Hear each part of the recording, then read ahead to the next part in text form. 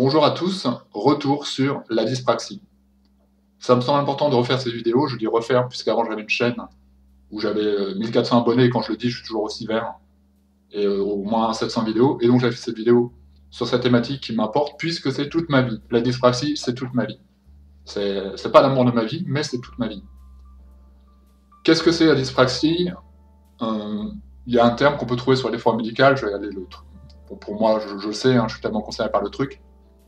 C'est ce qu'on appelle couramment une maladresse pathologique. Je vais le décrire de façon médicale. La dyspraxie est la famille des dys, comme dyslexie, vous voyez, les dys, quoi, D-Y-S. C'est donc un dysfonctionnement cérébral qui touche la praxie, le geste, un geste intentionnel et fait pour interagir avec notre environnement. Exemple, prendre quelque chose. Pour le réaliser, on programme ce geste dans notre tête. On programme pour que ce geste soit efficace. Chez les dyspraxiques, le geste est intentionnel, mais ne se réalise pas ou laborieusement. Donc il ne se réalise pas du tout, ou alors très difficilement, de manière malhabile, fluctuante, allant d'un récit exceptionnel et non reproductible, qui fait parfois dire aux intervenants quand il veut, il peut. En gros, ça veut dire que parfois ça peut arriver qu'on arrive à faire le geste, mais qu'on se dit que c'est un miracle et qu'on est en train de prier Dieu. Et puis parfois vous vous plantez complètement. À toutes sortes d'échecs, en passant par erreur et essai. J'ai inversé essai et erreur. La dyspraxie, c'est ce qui m'a amené à toucher l'allocation adulte handicapé. Je le réalisais aujourd'hui même, je pensais que j'étais dans cette case. On a été obligé de me mettre un moment, que c'était lié à mes troubles anxieux, c'était lié à ma dépression, c'était lié à mon passé psychiatrique, j'aime pas le mot, mais malheureusement c'est comme ça. Mais la dépression, chez moi, elle n'est plus omniprésente. Elle est là parfois, je suis un grand mélancolique, mais ça, c'est lié plutôt aux attitudes artistiques. Donc, je ne pourrais jamais m'en dépareiller, même si j'étais très heureux en amour ou très heureux dans n'importe quel domaine, je serais toujours mélancolique. Ça fait partie d'un état d'être. Mais je ne me sens pas profondément triste. Anxieux, oui, c'est autre chose. Mais ce qui manque peut-être le plus dans la vie, c'est de travailler. Enfin, c'est une impression que j'ai, c'est un ressenti. Je pense que, c'est qu'une pensée, quand mes voisins me voient, ils doivent se dire, ce mec-là, il faut rien de ses journées, c'est un putain de branleur, alors que c'est pas vrai. Je suis quelqu'un plutôt courageux, plutôt motivé, sauf que je ne peux pas travailler. Le travail c'est complexe, le travail c'est émotionnellement dur, là on est sur l'anxiété finalement, ça peut être déjà très très anxiogène. Et puis moi, comme j'ai cette dyspraxie, je vais dire cette putain de dyspraxie, il y a plein de choses que je ne sais pas faire, voire tout. Les choses les plus simples. C'est-à-dire que, évidemment, on s'en rend compte. Je peux parler du maintenant, comment je m'en suis rendu compte, dans la vie de tous les jours, premièrement, mais après, on arrive à vivre avec, c'est pas non plus, ça se voit pas réellement. Enfin, ça se voit quand on commence à faire des activités avec vous, les gens vont se dire, ouais, t'es quand même bizarre. Ton corps se comporte bizarrement. Mais dans le monde du travail, ça saute clairement aux yeux. Lorsqu'on vous dit de ranger un camion, de prendre des palettes, enfin de ranger des cartons sur une palette, mais qu'il faut croiser, en fait, les cartons. Vous voyez, il faut les mettre pour qu'ils prennent moins de place, il faut les croiser. Impossible. Je ne pouvais pas le faire. On a beau m'expliquer 100 fois ce qu'ont fait les gens, c'était pas possible. Et malheureusement, là on tombe sur le terrain anxieux. La personne qui est pas très... Il n'y avait pas de patron à côté. On était entre jeunes, entre guillemets. En tout cas, le mec était plus jeune que moi pour le coup. Et on était que entre employés. Il me dit, mais t'es con ou quoi? C'est pas possible, t'as quoi dans la tête? Ma fille de 6 ans, c'est le faire, t'es débile. Ta place, elle est pas là, elle est là-bas. Et il me montre l'hôpital psy. Et oui, tu as tout à fait raison. C'est un peu comme si je te parlais d'une métaphore et que j'essaie de t'expliquer que tu pourrais pas comprendre. Je te dis, le jour où t'as ouvert un livre de poésie et que t'as pas compris la métaphore, la quoi? Ouais, tu vois. On parle pas des mêmes choses. T'as pas tort, effectivement, ma place, elle est là-bas. Tout comme toi, les choses que tu pourras jamais comprendre, que je pourrais t'expliquer, tu vas t'asseoir, tu vas dire, c'est pas possible, je ne comprends pas, là, il me faut un dictionnaire, il me faut un Becherel, il me faut trop de choses, t'as trop de connaissances pour moi, je suis pas capable de comprendre le quart de ce que tu sais. Parce que souvent, les enfants dyspraxiques, comme ils ont cette grande lacune, cette grande souffrance, à pas savoir faire ce que les autres font de façon simple, peuvent être, c'est pas une généralité, mais peuvent être plus intelligents que les autres, entre guillemets. Et moi, je dirais pas ça comme ça. Je me sens pas le plus intelligent, mais je suis quand même capable de raisonner, et je me rends compte dans la vie de tous les jours. Mais je pense qu'ils surdéveloppent autre chose. que ça fait du coup des garçons, enfin des garçons, des enfants très sensibles, qui vont développer le côté émotionnel, qui vont peut-être effectivement s'attacher plus vite au monde de l'art pour s'échapper de leur univers qui est dur. Parce que c'est pas simple. J'ai vu une gamine, j'essaierai de mettre des vidéos en dessous. Peut-être que j'ai vécu avant, par le passé, maintenant je suis pas dans ça. Une petite fille qui lançait une balle de tennis contre un mur, elle n'arrivait pas à attraper la balle. Elle n'arrivait pas à faire le geste, elle comprenait bien qu'il fallait attraper la balle. Elle n'était pas stupide. D'ailleurs, avec des bons résultats scolaires, encore que. Ça aussi, ça joue énormément sur la vie à l'école. Mais en tout cas, elle n'arrivait pas à attraper la balle. Moi, ça va. J'ai pas ce genre de trouble, d'ailleurs, quand j'ai fait le test. Parce qu'évidemment, il y a eu un test, il y a eu un vrai diagnostic qui a été posé. C'est le genre de truc que j'arrive à faire. Mais il y a d'autres choses que je sais pas faire du tout. C'est pas important dans la vie de tous les jours, quoique reproduire des gestes en miroir, regarder quelqu'un qui fait quelque chose et le reproduire, je peux. Encore que si la personne croise par exemple la main droite avec le pied gauche, je commence à être perdu. Et si on me dit qu'il faut faire la même chose que la personne, mais en inversant, puisqu'on est dans un miroir, là je ne suis plus capable. C'est le genre de truc que je ne sais pas faire. Ma plus grande victoire en termes de dyspraxie, c'est j'ai appris à nager. Parce que j'adore l'eau, et j'ai appris à nager très tard, vers mes 30 ans, peut-être 35 ans, tout seul. Mais logiquement, c'est des trucs très compliqués pour un dyspraxique. Tout comme faire de la musique, je fais de la batterie. Je pourrais dire j'ai fait, parce que j'ai plus vraiment de batterie, mais je fais encore de la batterie. Si je vais chez des potes, j'arrive encore à jouer, ça se perd pas trop. Je ne sais pas non plus comment expliquer, parce que là, pour le coup, tout le corps est en désharmonie quand on fait de la batterie. La main gauche fait un truc que le pied droit fait pas. Tout le corps fait fait des choses différentes des autres membres. Je peux pas l'expliquer. Certainement que ma passion pour la musique était plus forte et que du coup, j'ai passé le cap. Et j'ai passé peut-être plus de temps. Je sais pas. Ou que c'est une mémoire plus dans le truc spirituel, une mémoire de quelque chose. J'étais un musicien d'une autre époque, je sais pas. Je peux pas expliquer.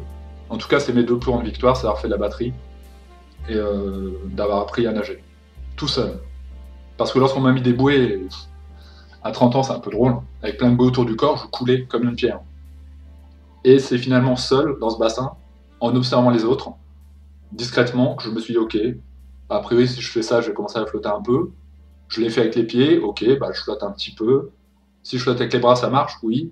Et puis progressivement, je me suis lancé et j'ai appris à nager tout seul. C'était assez incroyable. Et quand on apprend à nager, on se rend compte qu'on a l'impression qu'on a toujours su le faire. Que je parlais un peu des vies antérieures quelque part, chercher le mot mais mémoire quelque chose, mémoire de quelque chose de peut-être notre vie. Et bien une fois qu'on sait nager, on se dit mais j'ai toujours su nager, c'est pas possible. Déjà dans le ventre de la mer, il y avait un petit peu cet élément eau, donc ce serait légitime. Et après un truc que je m'interdis complètement, je sais que c'est fini, c'est mort. En plus, plus l'âge passe, plus on sait que c'est dur, c'est le permis de conduire.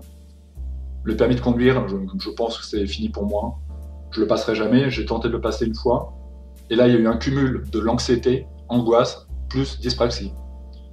C'est-à-dire que j'ai même pas fait de leçons de conduite. J'ai juste fait des leçons de code. J'y étais 2 fois. Première fois, ça se passe bien. Seconde fois, on met la télécommande dans les mains.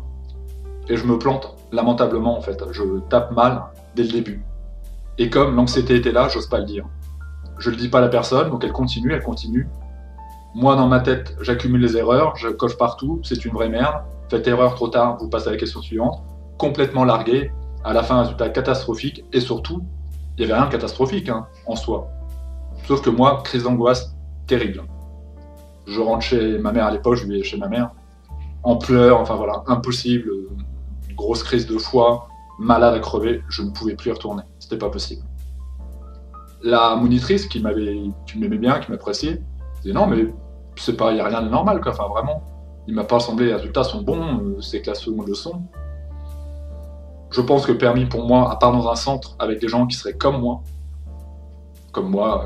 dyspraxiques, ou des gens qui ont des problèmes psy ou autres, ou entre les deux, où on sait pas trop si c'est le physique ou le mental, mais sinon le permis c'est mort. Et j'aurais envie d'ajouter autre chose, mais après c'est la continuité des choses. Pourquoi mes potes vont me dire pourquoi t'es pas en couple, t'es plutôt beau garçon, ça va, t'es pas trop con. Pour ça. Tiens, on va faire un peu d'humour, je voulais pas me retrouver dans une zone interdite par la femme sans l'avoir voulu. Bah oui, parce que le corps, c'est pas simple non plus, même dans le langage de l'amour, bah c'est pas simple, en fait, pour le dire clairement. C'est audacieux ce que je dis là, hein. Mais en même temps, les gens qui me connaissent le voient, ils voient très vite, hein. Ils voient la façon dont je tiens mes couverts, hein. Je tiens mes couteaux, voilà, je tiens pas normalement. La façon dont j'écris, j'ai la main complètement cassée. Je peux pas faire autrement, j'ai écrit comme ça toute ma vie. C'est comme ça qu'une psy, et je le remercie beaucoup, m'a dit, je pense, en tout cas on peut imaginer que peut-être, est-ce que vous avez fait des tests avec une psychomotricienne? Non. Non, c'est la première fois qu'on m'en parlait. C'est me dit, je vous ai analysé, vous parlez bien, je comprends très très bien ce que vous voulez dire. J'ai entendu le côté mélancolique, j'ai entendu le passé compliqué, mais néanmoins j'ai l'impression qu'il y a autre chose. Quand vous parlez notamment du milieu professionnel, j'ai l'impression qu'il y a autre chose. Est-ce que vous pouvez écrire là devant moi? Bah oui. Vous pouvez écrivez tel truc, j'écris. Mais vous tenez toujours votre stylo comme ça? Toujours la main un petit peu cassée comme ça? Oui. D'accord. Parce que c'est pas la façon normale de le tenir, c'est très fatigant, ça vous fatigue pas? Si, ça me fatigue énormément. Et c'est pourquoi je disais que je pense que maintenant on n'a même plus vraiment à se poser des questions, en tout cas je l'espère pour ces gamins-là. Je pense que maintenant, à l'école, ils ont appris très très vite ce qu'était la dyslexie, la dyspraxie. C'est plus un problème. Mais à mon époque, ça n'existait pas, c'était vraiment le tout début du truc. Et donc j'ai grandi avec cette saloperie. Et donc à l'école, eh bien je peux comprendre, je comprends avec le temps, hein. J'ai pas été un bon élève, en tout cas arrivé en 6e, j'ai fait n'importe quoi. Avant ça allait à peu près, mais les enfants dyspraxiques ont parfois une aide à l'école.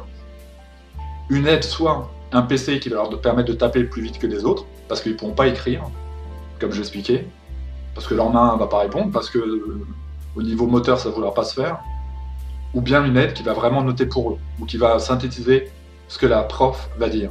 C'est-à-dire que maintenant, l'enfant dyspraxique, il est aidé par quelqu'un qui vient à l'école avec lui, pour les cas les plus importants. Donc moi, ça n'a pas été diagnostiqué, je l'ai découvert en fait sur le tard. Mais la vraie difficulté de cette saloperie de, je sais pas ce que c'est, une maladie, un trouble, une pathologie, c'est qu'en fait, on se dit, mais je sens bien que je suis pas comme tout le monde. Alors ça peut être que de la connerie, je suis con, je suis débile. Puis tu grandis, tu te dis, mais en même temps, mes raisonnements, ils sont quand même pas insensés. Il y a des gens qui me disent, t'as quoi comme niveau, t'as le bac? Bah non, pas du tout. Non, niveau 6e, enfin CM2 en fait, parce que laisse tomber. Et encore CM2, j'étais pas un bon élève du tout. Et on ne peut qu'accuser, il y a un moment où on se dit, il y a un problème, quoi, je suis débile. J'ai un exemple, encore une fois, c'est en entreprise, hein, en plus c'était en famille. On était en train de planter des fleurs, parce que j'ai passé un diplôme ouvrier paysagiste. J'ai réussi, mais à mon avis, parce que les profs m'aimaient beaucoup, et que j'étais quand même studieux comme élève, que j'étais quelqu'un de sérieux. Enfin bref, en entreprise, ça s'est pas passé du tout comme au lycée où on m'a appris. Et on était en train de planter des fleurs, et mon oncle avec qui je travaillais me regarde et me dit, mais tu fais exprès? Je sais pas de quoi tu parles. Tu vois pas ce que tu es en train de faire là, tu vois pas comment tu plantes. Je fais, bah non, je sais pas. Et ben, on regarde un peu, je regarde mieux. Je regarde, je vois pas la problématique. Évidemment, c'était dur pour lui. Il me dit, recule-toi, recule, je sais pas, peut-être qu'à un moment tu vas prendre conscience, recule, je recule. Et là, je me rends compte que ma rangée de fleurs, elle est complètement de travers. C'est une catastrophe. Il a été obligé de tout déplanter, de tout refaire. Et encore une fois, c'était avant qu'on me diagnostique dyspraxique, il me dit, t'es con. C'est pas possible, à quel point t'es con. C'est méchant, hein. Après, c'était dans le cas du travail, c'était une émotion comme ça sur le moment. Ouais, je suis peut-être con. Mais quand il y a un problème informatique, c'est moi qui dépasse ton PC. Et quand je t'explique, tu comprends pas la moitié de ce que je suis en train de te dire. Quand je te parle de poésie, et je te dis d'écrire des vers en prose, t'es pas capable de comprendre. Tu serais pas un peu con? J'ai l'impression que t'es un peu con. Il y a des trucs, vraiment t'es une bille. Donc je pense pas que ce soit de la bêtise. C'est autre chose. Mais sur le coup, tu te dis, ouais, bah c'est certainement ça, hein. J'ai pas d'autre explication que. Et puis après, on pose un diagnostic. Alors évidemment, c'est pas comme ça. C'est pas juste on voit une fois quelqu'un, on se dit vous êtes dyspraxique. Non, ça a été long, ça a été plusieurs séances. On a fait, comme je disais, des ateliers en miroir, des espèces de plans. On me donnait un plan, dans une pièce, je devais me déplacer avec le plan. ça allait à peu près, puis à un moment, la thérapeute mettait un truc en plus, elle changeait le plan par rapport au plan, elle changeait le milieu dans lequel je vais me déplacer, et là, évidemment, plantage total, grande anxiété, donc elle a noté anxiété qui augmente dans les cas d'échec, et grande difficulté, enfin plutôt grande faculté d'adaptation. C'est-à-dire qu'à chaque fois, je trouve un truc autrement. J'arrive à dire, mais peut-être que si je fais comme ça, je vais y arriver quand même. Je dis oui, vous allez y arriver. Donc en fait, elle a conclu que j'étais pas dyspraxique dans tous les domaines et que j'avais surtout appris avec le temps à m'adapter autrement. C'est con, ça peut paraître stupide, mais ça aurait pu fonctionner. Je travaillais donc avec 3 mecs à remplir des camions, à mettre des cartons à la con, n'importe qui sait le faire, effectivement, ta fille de 6 ans sait le faire, hein, j'en doute pas. Et j'y arrivais pas, c'était mort, j'y arrivais pas du tout, mais les mecs voulaient pas que je parte. Ils disaient non, mais on veut que tu y arrives. C'est complètement débile comme de dire ça à quelqu'un, c'est complètement débile. On veut que tu y arrives, tu vas y arriver, parce que c'est comme ça, c'est écrit, tu vas y arriver. Bah, vous pouvez toujours essayer, les gars, j'y arrive pas. Donc, vous voulez pas, mais moi je suis souple, je m'adapte, je réfléchis. Ce qu'on peut faire, je vais promettre d'aller plus vite. Je prends les cartons, je vais aller très très rapidement, je vous les file. Vous les passez, vous les placez. Ça pose pas de problème, c'est la même chose. Ça reviendra à la même chose, vous serez même moins fatigué qu'avant. Je vous passe les trucs, vous les mettez en place. Non. Non, on veut pas, on veut que tu y arrives. Ouais. 2 jours après, j'allais voir le patron, puisqu'ils ont rien voulu dire. Ils ont pas voulu. C'était complètement débile, hein, une espèce de. Ils m'aimaient pas, hein. Enfin, il y en a un avec qui ça allait, les 2 autres m'aimaient pas, en raison de ça. Mais ils voulaient pas non plus me virer. Ils voulaient pas aller voir le patron dire ça va pas avec le nouveau. Pourtant, c'est simple, quoi. Moi, j'aurais su le faire, j'aurais dit tu veux, je parle au patron. Voilà, encore une fois, j'aurais fait preuve de souplesse, j'aurais demandé comme tu veux. Si tu veux, j'en parle, je vais expliquer. Je veux dire, c'est pas toi, on t'en veut pas. Moi, j'aurais dit des choses comme ça. Mais si tu souffres, si vraiment t'es pas bien avec nous, je peux aller en parler au patron, t'inquiète pas. Voilà comment j'aurais fait moi. Ils l'ont pas fait. Moi, j'étais vers le patron, j'aurais dit écoutez, ça va pas. Demain, je ne reviens pas. Évidemment, comme il n'a eu aucun retour, il me dit bah non, je sais pas pourquoi vous me dites ça, on m'a pas parlé de vous, tout va très bien. Je fais non, ça va pas très bien du tout. À un point qu'au fait, je me sens harcelé par les collègues, mais c'est pas de leur faute à eux. J'ai un problème, du coup j'ai parlé de la dépression. J'étais pas encore diagnostiqué dyspraxique. Je dis je suis dépressif, j'aurais pas dû venir travailler dans votre entreprise, et demain je reviens pas. Donc le chef, qui lui aussi, quand même, savait faire preuve de souplesse, me dit on revient demain, et on fait le truc ensemble. Et je verrai comment tu fais, on va observer. Évidemment, j'ai refusé. Parce que je savais comment ça se passerait. Ça aurait rien changé. Il m'aurait dit, ouais, effectivement, laisse tomber, quoi, mais je voulais pas passer par là. Donc, faut bien comprendre, c'est beaucoup de souffrance. Réellement, derrière. Faut comprendre que ma plus grande angoisse, et j'en ai rêvé encore cette nuit, c'est peut-être pourquoi je fais la vidéo d'ailleurs, les rêves ont pour moi une importance assez importante.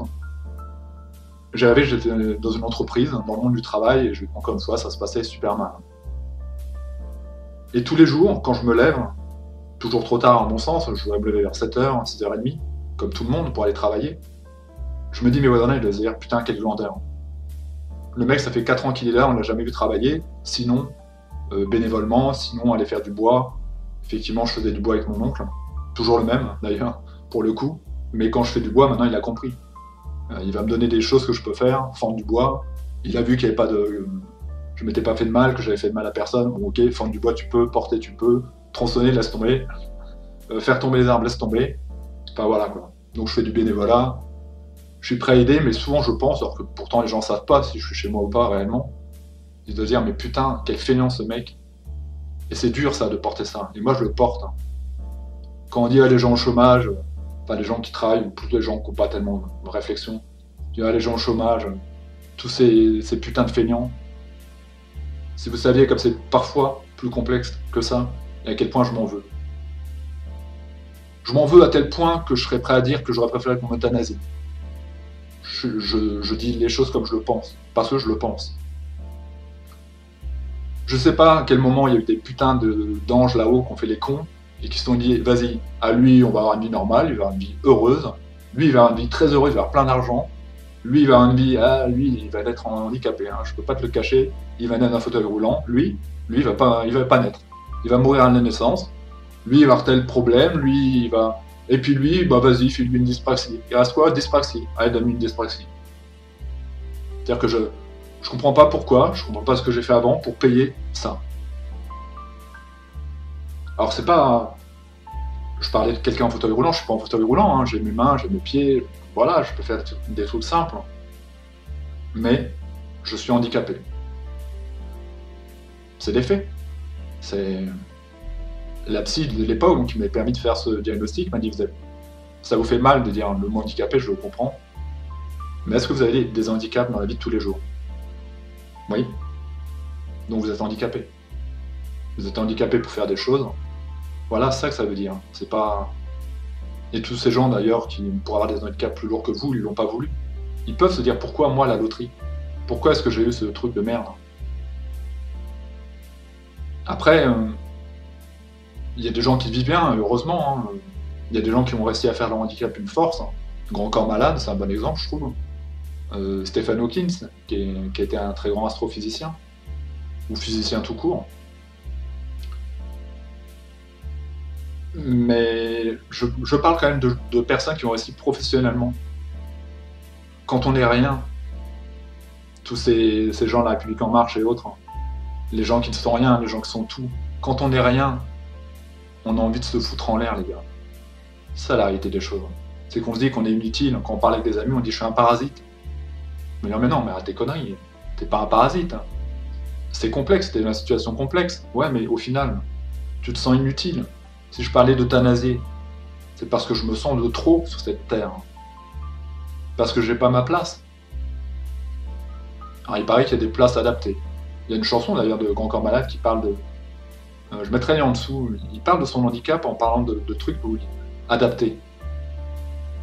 Il y a des structures qu'on appelle les CAT, des centres d'aide au travail, où je peux potentiellement aller travailler, en espace vert par exemple.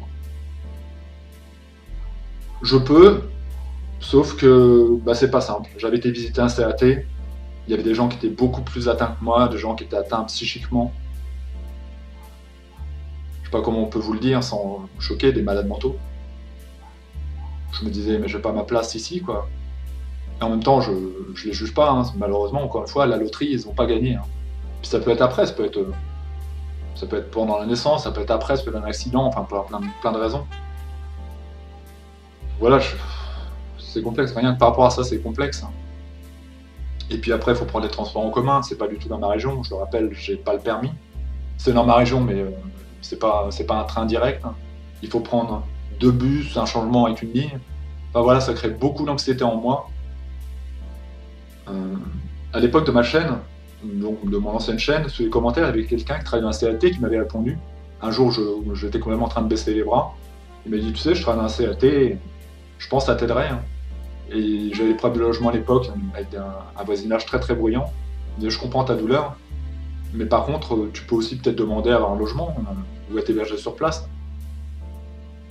Alors peut-être que ce sera... De toute façon, c'est la seule option que j'ai. Soit je vis comme ça toute ma vie, soit je me fous en l'air. Je rendrai quand même triste beaucoup de personnes dans ma famille et dans mes amis. Soit je vais vers ces structures qui même si elles ne sont pas adaptées, sont quand même plus adaptées. Et après, peut-être que quand j'ai visité, je ne suis pas tombé le bonjour. Vous savez, ça joue à ça. Hein. J'ai été une fois en hôpital psychiatrique, hein, suite à une tentative de suicide. Allez, on se dit tout, on s'en fout. Suite à des cachets que j'avais pris, et en fait j'ai déliré, les cachets ne m'ont pas tué, et j'ai eu une phase délirante à cause de ces cachets qui étaient en fait très très psychédéliques à haute dose. Donc j'ai complètement halluciné, j'ai vu des choses, j'ai entendu des voix, enfin bref, j'étais complètement en phase de compensation ou décompensation, je sais plus comment disent les psys, j'étais vraiment malade. Hein. Clairement il fallait m'enfermer, en tout cas provisoirement. Et donc, à l'hôpital, on se rend compte très vite qu'il y a des patients qu'on évite. Ils sont trop. Ils sont passés beaucoup trop du côté du Rubicon, dont je parlais dans ma nouvelle. J'ai écrit une nouvelle qui parle un peu de la psychiatrie il n'y a pas longtemps. Ils sont passés trop de l'autre côté du mur. On ne peut pas les rejoindre. Pour le moment, c'est pas... on n'a pas envie de les rejoindre d'ailleurs. Hein. Il y avait un patient comme ça, il était toujours en train de... Waouh. Ça lui parlait dans la tête, il avait une radio dans la tête. Il était pénible, il sentait mauvais, il ne se lavait pas, il était agressif.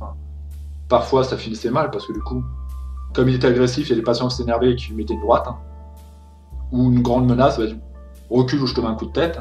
Malheureusement, c'est assez violent dans cet univers-là. Et puis après, je pense que c'est vrai dans toutes les ailes psychiatriques du monde, il y a quelqu'un vers qui on va se tourner parce qu'il nous ressemble plus. En gros, c'est celui qui semblera le moins fou, comme dans la vie de tous les jours, hein, dans un bus, vous rentrez, il y a quelqu'un qui est délirant, vous n'allez pas vous mettre à côté de lui, vous n'allez pas le juger, vous allez peut-être essayer de l'aider en allant trouver quelqu'un à côté, dire il y a quelqu'un qui va mal, mais vous ne pouvez pas réellement, et donc vous allez vous mettre plutôt à côté de celui qui vous rassure. C'est normal. Et bien dans ce genre de cas, c'est un peu la même chose. On va vers ceux qui nous ressemblent le plus. Et on peut avoir des rencontres surprenantes, quoi. Des gens avec des parcours de vie totalement déstabilisants. J'étais qu'une fois hospitalisé en psy, mais la seule fois où j'y suis allé, j'ai rencontré un mec qui avait écrit un livre. Sur le moment, je ne croyais pas trop, mais j'avais pas internet. Et j'ai été voir, et son histoire était incroyable, et effectivement, il a fait tout ce qu'il avait dit. En tout cas, le résumé sur la FNAC parlait de tout ce qu'il m'avait dit. Un truc en programmation informatique, un programme qui lui a été volé, il était vivre au Sri Lanka, enfin un truc incroyable. Et il se retrouve là dans ma région, interné, hospitalisé, on va dire, pour des problèmes d'alcool. Avec d'autres gens qui avaient des pathologies plus graves, des pathologies moins graves. Un mec évidemment super intelligent, super subtil, très charismatique et certainement dangereux. Dangereux dans le sens où il peut vite prendre la place du père, il m'avait tiré les cartes, avec beaucoup de psychologie, il m'avait décrit des choses qui étaient assez vraies. Enfin voilà quoi. On rencontre ce genre de choses dans ces services-là aussi. Et donc peut-être que, eh bien, dans le centre, j'en sais rien, en tout cas c'est l'espoir que j'aurai, c'est d'avoir des gens un peu plus proches de moi, de me dire, voilà quoi.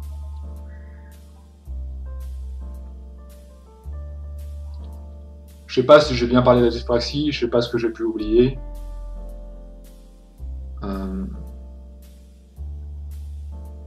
Mais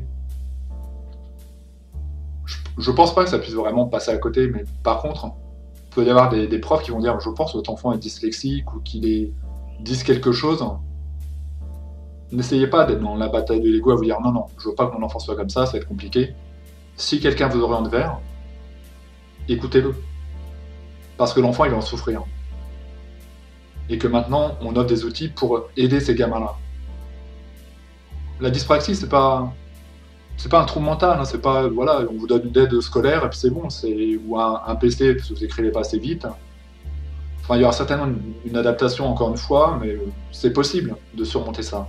Mais il faut réaliser qu'on l'est. C'est comme quelqu'un qui est alcoolique, hein. J'ai connu ça très très bien dans ma vie, hein. C'est pourquoi je suis passé en psychiatrie pour le coup. Pas moi, des gens autour de moi qui buvaient. Et on sait qu'on est alcoolique quand on dit « je suis alcoolique ». Tant que vous dites « non, moi j'ai pas de problème avec l'alcool », on vous soignera de rien. C'est le jour où vous direz « oui, j'ai un problème avec l'alcool, oui, je bois, oui, quand je bois, je peux être une sous-merde ». C'est un petit peu ce que font les alcooliques anonymes, hein. Parler de vos vies réelles. Après, on peut vous aider. Tant que vous n'aurez pas la reconnaissance de dire « oui, je suis malade », on ne pourra pas vous aider. Les gens qui étaient autour de mon entourage, donc de ces gens qui buvaient, on leur disait vous ne pouvez rien faire, hein, absolument rien. Vous n'êtes ni assistant social, ni psy, et combien même, ça ne changera rien. Tant que la personne ne dira pas j'ai un problème avec l'alcool, vous ne pourrez pas l'aider. À partir du moment où ce sera verbalisé, je ne dis pas que ce sera simple, mais on pourra. Donc, écoutez votre enfant si jamais il témoigne de quelque chose, vous écoutez le corps enseignant, ils ne sont pas là pour vous. Vous savez, c'est encore une fois un peu une question d'ego, quand les parents entendent il faudrait que votre enfant, comment on appelle ça, redouble. Peut-être qu'il y a des cas où c'est des erreurs de diagnostic et que le prof se trompe, mais peut-être aussi qu'il sait que votre enfant il est en difficulté, et qu'il sait qu'après ça va devenir de plus en plus complexe.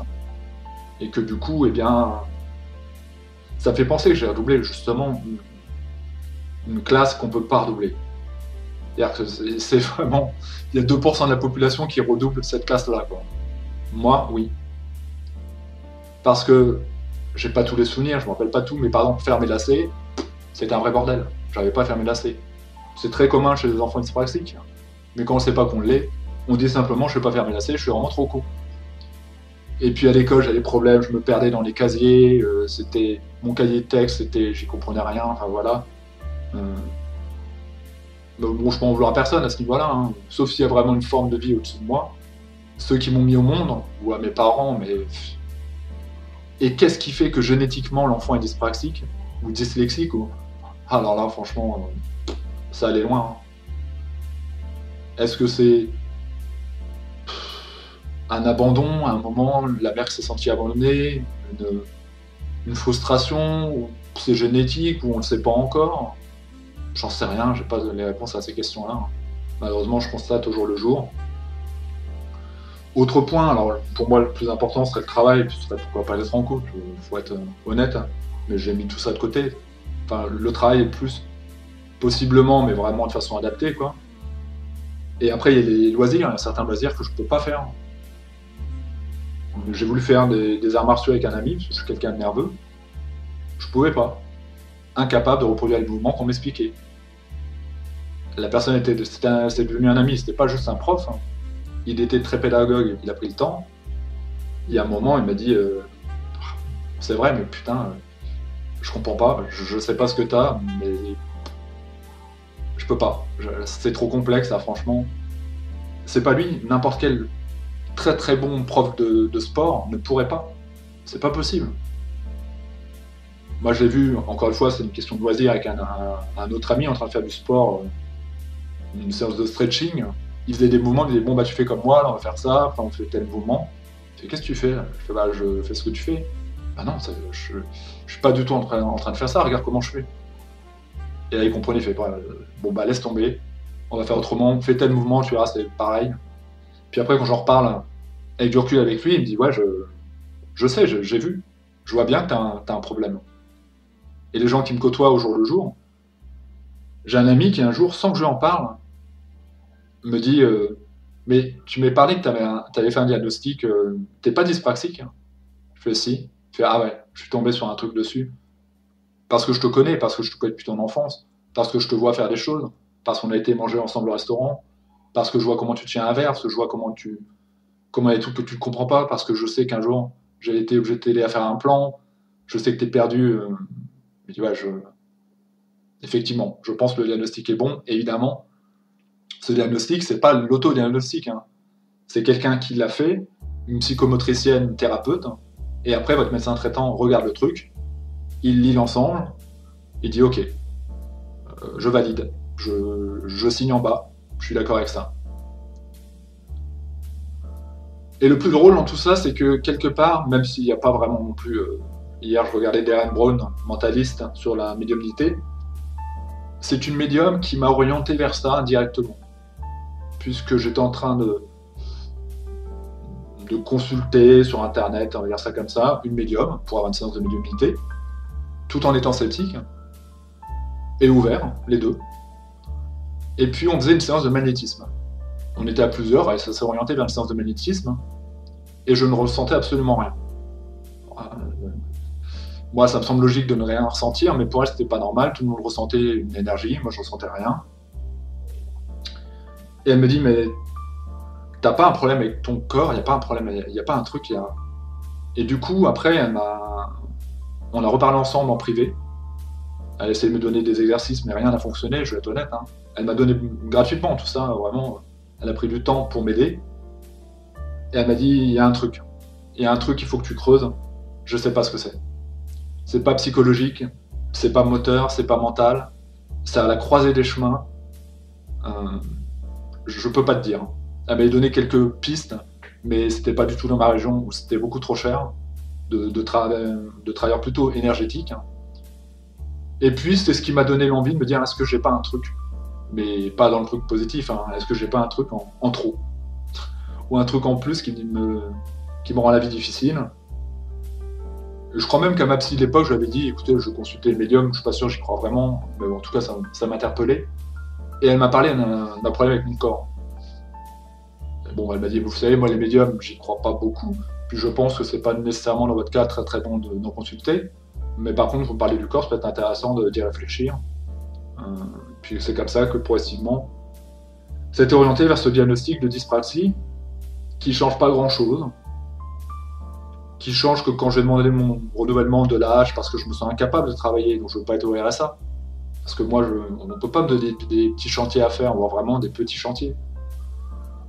Je veux pas me retrouver dans une situation totalement inconfortable, quoi. Je veux bien travailler, c'est pas le problème du tout.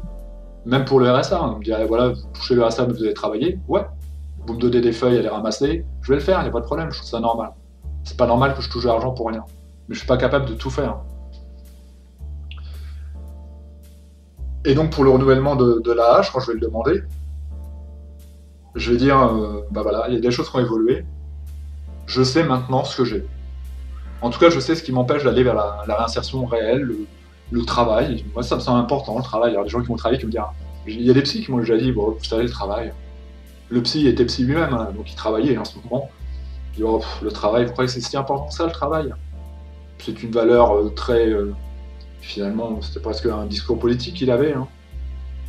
C'est une valeur... ah ouais, la République en marche veut qu'on travaille, quoi. Mais est-ce que vous pensez vraiment que le travail, ça rend heureux tout le monde? Est-ce que tout le monde est heureux en travaillant? Non. Non, il avait raison. Je pense que c'est dans ma nature de me dire que je trouve pas ça... Enfin voilà, quoi. Donc je pourrais souligner le fait que maintenant je sais un peu mieux ce que j'ai et que je suis quand même tétanisé à l'idée d'aller dans un CAT. Que je suis tétanisé à l'idée d'aller dans le marché du travail, même si je pense que c'est vraiment une bonne solution que de travailler. Et en quoi c'est une bonne solution? Parce que vous allez dire, ouais, mon travail, j'en ai marre, fait chier, ouais. Mais vous avez des collègues? Moi, j'ai pas de collègues. Vous avez des horaires? Moi, j'ai pas d'horaire. Je suis en train de me les mettre moi-même.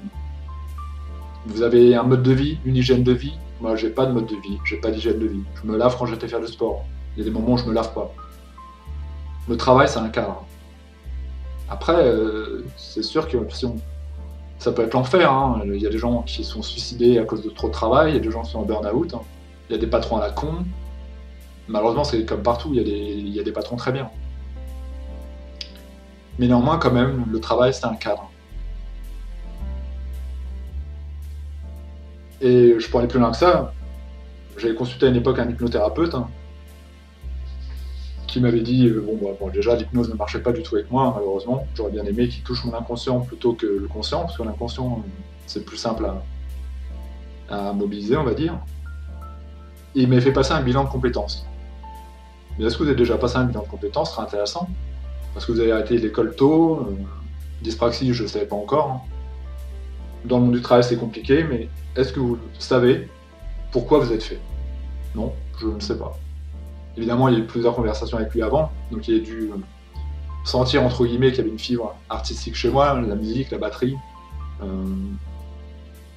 Pourquoi pas maintenant, même les critiques de films, enfin, il y a un truc avec l'aspect un peu littérature, l'aspect création, tout simplement, sans être pour autant un artiste. Hein. Je ne pense pas vivre un jour de quoi que ce soit. Et donc, le bilan de compétences que j'ai fait, là encore une fois, avec quelqu'un de sérieux, et encadré par le Pôle emploi, je ne sais pas s'ils le font encore, mais en tout cas, vous pouvez le demander, a révélé deux choses. En fait, logiquement, après le bilan de compétences, on est orienté vers des métiers, différents métiers. Et là, c'était artistique et social. Vu ma situation, vu mes angoisses, vu ma dyspraxie, même si je ne savais pas, puisque je n'avais pas encore été diagnostiqué, je regarde la nana en face de moi, je fais, on fait comment maintenant? Qu'est-ce qu'on fait? Artistique et social. Vous croyez que je peux devenir écrivain? Vous pensez que je vais en vivre? Non. Vous pensez que je peux vivre de la musique? Alors oui, il y a des artistes qui vivent de la musique, mais c'est très complexe. Non, on est d'accord. Vous pensez que je peux être prof de musique? Non, on est d'accord. Social, on va aller du côté du social. Vous pensez que je peux être infirmier? Non. Vous pensez que je peux être assistant social? Non. Vous pensez que je peux être éducateur? Non. Alors on fait comment? Je suis en vie, hein. Un jour je suis né. Logiquement on travaille. Il y a deux pistes qui m'indiquent, sociale et artistique. Je vais vers quoi? Et elle aussi m'a dit, est-ce que vous êtes déjà renseigné sur tout ce qui peut être lié au handicap? Et pourtant, j'ai pas eu beaucoup d'entretien avec elle, hein, elle avait dû sentir, par rapport à ce que je lui ai dit, comment ça se passait hein, en entreprise, puis mon angoisse en entretien. Elle a dû se dire, elle a quand même des problèmes un peu psychologiques, il va pas bien, il n'ose pas me regarder, il me regarde jamais. Il est vachement tendu. Et après, elle m'a dit, pour tout ce qui est artistique et social, par contre, vous pouvez en faire un vrai loisir, une vraie passion. Certainement quelque chose qui vous anime. Et il y a des gens comme ça qui vont travailler, qui vont faire un boulot qu'on appelle alimentaire, puis à côté de ça, ils vont faire leur loisir. Pas comme les youtubeurs qui voudraient vivre de leur loisir. Coucou. Vous êtes beaucoup, hein, vous dites, ah, j'ai pas envie de travailler. Bah, attends, je parle dans des vidéos. Oh, je suis sûr que les gens ils vont me payer pour. Puis ça marche en plus. Ça marche. Si, il suffit d'être convaincant, quand vous avez une grosse communauté, même si vous dites ce que tout le monde peut faire, comme je le fais là en parlant pendant une demi-heure, puis après vous monnayez le truc. Vous mettez un Tipeee, vous mettez sur Patreon, vous êtes un artiste. Non, vous êtes un feignant. Il y en a certains, c'est des feignants. Il y a des vrais vidéastes hein, sur Internet, hein. Je dis pas le contraire sur YouTube. Il y en a d'autres qui font comme moi de parler, puis ils vous demandent de l'argent à la fin, c'est tout. Oui, ils vont vendre des dons, des capacités, mais la plupart sont quand même des gros feignants qui veulent pas aller au Pôle emploi, ils veulent pas travailler, ils sont pas assez artistes pour produire du vrai contenu. Ah ouais, je sais, vous avez beaucoup à vous reconnaître là-dedans quand même. Effectivement. Ouais, vous êtes des gros feignants. Et vous dites que vous pensez que vous avez un talent incroyable, sauf que personne ne l'a jamais reconnu. Et quand vous allez au Pôle emploi, on vous le dit bien. Du coup, vous étiez sur Internet, ça a marché, les gens sont quand même assez naïfs. Ça fonctionne bien. D'ailleurs, je pense que je vais me lancer dans la chasse aux fantômes. Hein. Parce que là, je pense, c'est même pas je pense, je vais gagner de l'argent. Je mettrai un Tipeee, je mettrai en évidence dès que je ferai un live, comme quelqu'un, un chasseur de fantômes. Donner, c'est important, parce que sinon je peux pas vivre.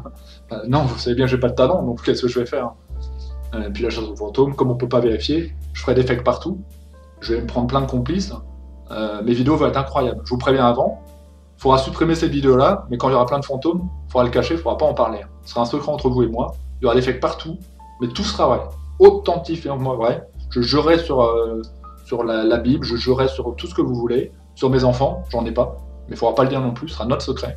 Je jurerai sur mes enfants que oui, tout ce que vous voyez dans mes vidéos sont incroyablement vrais, plus que vrais. Mais attention quand même par une petite interprétation, parce qu'au niveau de la loi et du juridique, on est entre les deux. Potentiellement, quand même, on peut interpréter comme on le veut. Et ça, c'est juste au niveau juridique pour se dédouaner. Mais non, moi, ce ne sera qu'un loisir, une passion. Je me vois absolument pas ouvrir un Tipeee ou pour le contenu que je propose. Enfin, ça me semble tellement... Une passion, un loisir, ça devrait rester créatif. Ça devrait rester ludique. Ça dépend ce qu'on fait. Après, vous prenez le travail d'un... Qui est-ce que je pourrais citer qui quand même a fait un putain de travail dans les vidéastes. On peut faire un comparatif, Solange te parle, je suis riviérophile, waouh, il y a des effets spéciaux, hein. Oh, il y a de l'écriture, hein. Ah, c'est incroyable, hein, la mise en scène et tout. Et vous prenez Avner, Beethoven, l'Éternel, ça c'est du vidéaste. Hein. Là il y a de l'écriture, là il y a des acteurs, là il y a du budget, là il y a de la vraie vidéo, là il y a du contenu. On peut parler de réel contenu. Qu'est-ce qu'on pourrait citer comme autre expérience? Astronogeek. Son truc sur les crop circles. Voilà, là c'est des gens qui méritent une rémunération, il y a du vrai travail derrière. C'est pas juste parler devant un micro en se filmant, mais ça tout le monde peut le faire. Moi je le ferai pas parce que je veux pas qu'on voit ma gueule, et parce que j'aime pas ma tête, hein. Puis parce que je combats ma timidité en m'exprimant comme ça sur internet. Mais c'est simple, enfin c'est enfantin.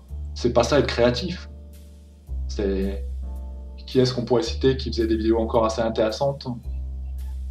Antoine Daniel.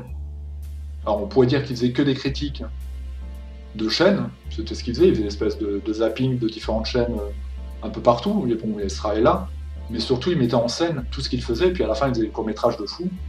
Là il y a du travail, c'est des gens qui méritent vraiment une rétribution. Mais après, ceci dit, donne qui veut. Hein. Les gens qui vous disent vous donnez si vous voulez, ils vous forcent pas à le faire, mais moi je trouve pas ça légitime. Par contre, j'ai déjà des gens autour de moi, quand j'avais ma chaîne à 1500 abonnés, qui m'ont dit pourquoi tu fais pas payer? Payer quoi? Mais de quoi tu me parles? De loisirs, d'un truc qui m'anime moi? Si ça m'anime moi, j'ai pas besoin de le rétribuer. J'ai pas besoin de... C'est un loisir, c'est une passion. C'est de parler de cinéma, c'est une passion. De parler de spiritualité, c'est une passion. C'est pas un... Faut pas que ça devienne un business. Quand ça devient un business, on en perd toute la quintessence moi. C'est-à-dire que ce que vous savez pas, c'est que les gens qui en font un business, le dire assez facilement, ils sont obligés de donner à leurs abonnés ce qu'ils demandent. C'est-à-dire que j'ai déjà parlé à quelqu'un qui est dans le domaine de la spiritualité et de la transcommunication instrumentale pour tout dire, qui me disait « Ouais, mais bon, ma clientèle, elle aime bien quand je mets ça. Ah ouais, mais toi, t'y crois pas. Ouais, mais bon, ils aiment bien. Ah ouais, d'accord. » Voilà ce qui m'avait été répondu. Ouais, mais je croyais que t'avais pas lu la Bible, tu parles de... Ouais, mais enfin, eux, ils aiment bien. Ah ouais, d'accord. Donc ça se vend bien, donc finalement, on va parler de n'importe quoi, mais ça se vend. Tant que ça se vend, hein, pourquoi pas. Ça amène à la politique de l'échec. C'est ce qu'a amené Gus DX à faire son fake. Et il l'a dit. Il a dit, j'avais un public important, on me demandait toujours plus de résultats, j'étais dans cette enquête, il n'y avait rien précisément, je me suis senti poussé à faire le fake. Et oui, effectivement, il y a ce danger, et les critiques cinéma par exemple, après je vais conclure là-dessus, hein, les critiques cinéma vont dire que, en dehors de Valentin Bréauret, d'ailleurs je mets un commentaire il n'y a pas très longtemps en lisant en continu, ils font beaucoup plus de vues en parlant de films, blockbusters, qu'ils trouvent plutôt nuls, quelque part. D'ailleurs, je fais 5 vues sur une vidéo sur Jim Jarmusch, ou un autre film un peu underground, ou un film d'auteur, mais j'ai pris du plaisir à l'écrire ou à voir le film.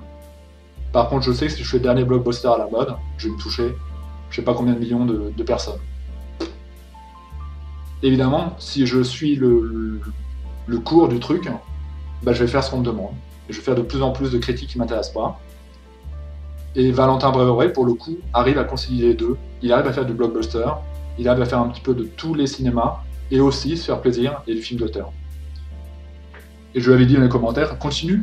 Alors peut-être qu'on n'est pas beaucoup, j'en sais rien, allez voir les vidéos que tu fais sur les films un peu plus intimistes, mais en tout cas, au moins, ça touche les gens qui aiment le vrai cinéma.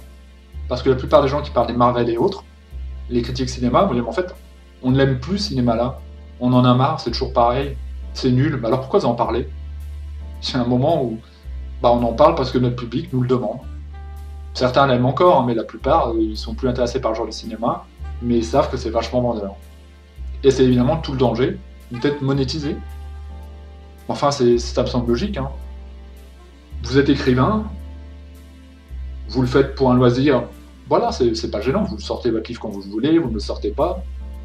Vous êtes dans une maison d'édition, vous écrivez votre premier livre, vous tombez dans l'angoisse du second livre. Qu'est-ce que je vais dire? J'ai plus rien à dire. J'ai l'angoisse de la page blanche. Je ne sais plus quoi dire. Ouais, mais dans 1 an, il faut que je sorte un livre. Parce que mon chèque, il va tomber. Comme dans le film avec Pierre Ninet, Un homme idéal, je crois. Je mettrai la bande-annonce en dessous. Voilà, je vous donne des conseils ciné en même temps. Ou même le film que j'ai vu hier, alors là, j'ai plus le nom du tout parce qu'il est trop long, je peux vous le dire, vite fait. Il est très très long, le titre. Le ciel étoilé au-dessus de ma tête. Pareil.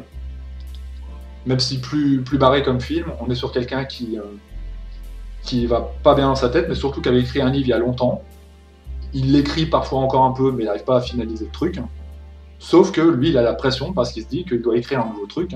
Et que pour l'instant, bah, tous ses amis disent bah, quand est-ce que tu le sors? Qu'entre-temps, il touche que le RSA, ou il touche le peu qu'il touche. Évidemment, ça met une pression. Et donc, le fait d'être non monétisé, ça reste une passion et un loisir. Et là, c'est sain. Là, c'est sain. Après, il y a des youtubeurs qui font autrement. Je trouve ça pas trop mal, on voit leurs vidéos. Et en fait, sur un site particulier, et ça les énumère directement. Donc en fait, on regarde leur contenu, on leur donne pas l'argent vraiment, mais ils leur s'offrent quand même. Je trouve que c'est bien, certainement que ça bloque moins la création. Parce que, après, c'est dans tous les domaines, hein, ce que je disais, c'est vrai pour tout. Malheureusement, l'argent pourrit les gens. J'en ai le sentiment. Et pourtant, j'aime l'argent, comme le dirait NTM. Merci à vous et à bientôt. Vous voyez que c'est pas compliqué de parler. Hein. Je suis capable de parler 50 minutes, je serais capable de parler 4 heures comme ça, si je le voulais. Peut-être personne m'écoute, mais je sais que personne m'écoute, j'ai 8 abonnés. Mais c'est ça la force du truc. C'est qu'un jour, peut-être, tu auras 2000 personnes qui seront abonnées à ma chaîne. Non, mais le mec, il était complètement barré. Il avait 9 abonnés, il parlait comme s'il était devant une foule. Mais je suis comme Emmanuel Macron. Je m'en fous. Je suis quelqu'un de charismatique. Ouais, mais t'es suivi par... t'as 8 abonnés et t'as 4 vues sur tes vidéos. Et c'est pas grave. La création, c'est autre chose. Le partager le contenu, c'est autre chose. Si tu t'importes effectivement réellement de ce que les gens reçoivent, t'arrêtes. Comme la musique. Combien il y a de petits groupes qui vivotent, qui font des concerts comme ci, à droite, à gauche, qui touchent très peu, ils perdent plus d'argent qu'ils n'en gagnent, faut être honnête. La musique, c'est complexe. Vous produisez votre premier album, ça coûte je sais plus combien, c'est très cher. J'ai des amis qui l'ont fait. Très beau CD, super bien foutu. Ils ont passé du temps à la production, ils ont pressé des CD. Il y a plein de CD qui ont été perdus, qui n'ont pas été vendus. Les CD n'ont quasiment pas été vendus. Ils ont été donnés aux amis, à la famille, à perte, complètement à perte. C'est ça là, le monde artistique.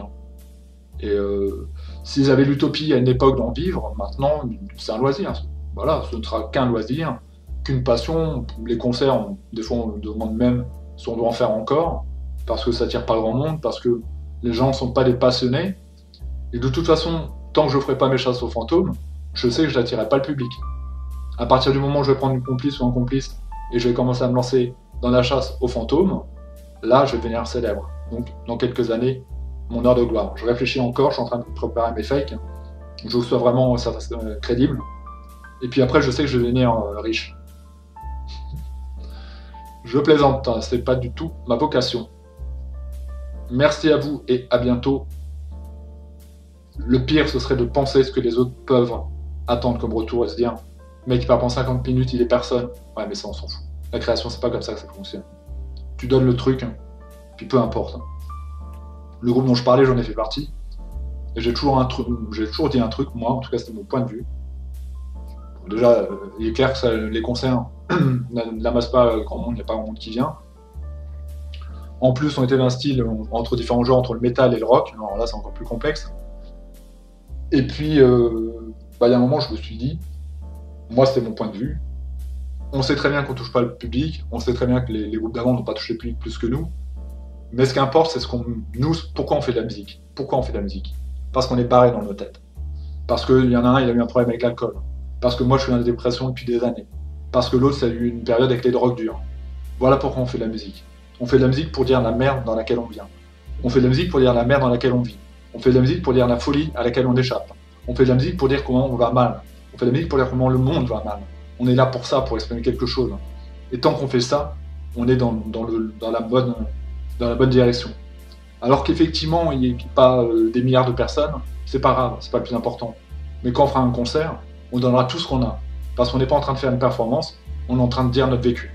Et tant qu'on donnera notre vécu, comme par exemple, à mon sens, le groupe Neurosis le fait, ou en tout cas le retranscrit dans certains de ses clips, là on le vit, là on le ressent. Et je mettrai un autre morceau, Swarm of the Sun. À mon sens, je connais pas les mecs, mais s'ils n'avaient pas la création, ils se foutent en l'air. Enfin, tu te dis, des gens comme ça qui sont aussi sensibles, sensitifs, ils ont besoin de l'art pour exprimer des choses. On n'était pas là pour gagner de l'argent, on était là pour dire le mal, le mal-être. Et voilà. Et donc finalement, qu'on touche 1000 personnes, ça aurait été très bien, ou qu'on en touche 2 qui bougent de la tête, et qui comprennent ce qu'on est en train de dire, ou qui vont réfléchir à ce qu'on est en train d'évoquer, ou qui peut-être sur un morceau plus mélancolique, voire la larme à l'œil, on aura atteint notre but. C'est ça, à mon sens, la création. Merci à vous et à bientôt. C'était retour sur la dyspraxie, puis plein d'autres choses. Mais c'est comme ça, c'est complexe. Puis de toute façon, je n'ai pas d'abonnés, alors pourquoi je devrais me faire attention à ce que je dis ou pas, voilà. Moi, je me passionne pour les gens qui parlent pendant des heures, ça m'intéresse, voilà, on fonctionne tous différemment, on est tous des personnalités différentes. Merci à vous et à bientôt.